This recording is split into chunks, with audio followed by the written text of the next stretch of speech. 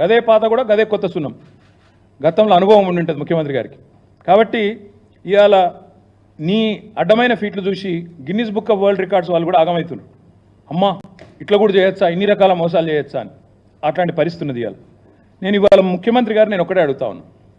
నిన్న చాలా రంకెలేసినాడు, ఫ్రస్ట్రేషన్లో పాపం కొండలరెడ్డి గారి పర్యటన విజయవంతమైంది, రేవంత్ రెడ్డి గారిది ఆయనతో అయినట్టు లేదు. ఆస్ట్రేలియా పర్యటన కొండలరెడ్డి గారిది బాగా విజయవంతమైనట్టుంది, చూస్తుంటే వర్కౌట్ అయినట్టుంది. మరి రేవంత్ రెడ్డి గారిది ఆ స్థాయిలో అయినట్టు లేదు, కాబట్టి ఫ్రస్ట్రేషన్ బాగా పెరిగినట్టుంది. ఆయన యాబ్సెన్స్లో ఇక్కడ తిరుపతి రెడ్డి గారు బాగా ప్రచారం జరిగింది.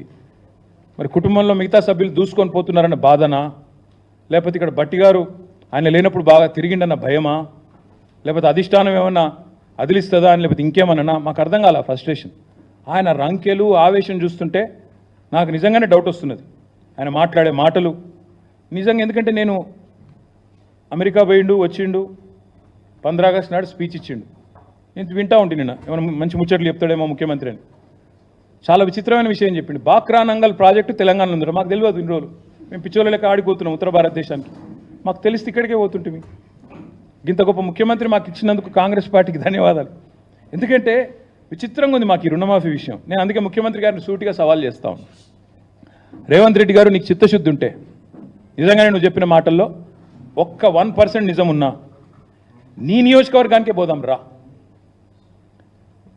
సెక్యూరిటీ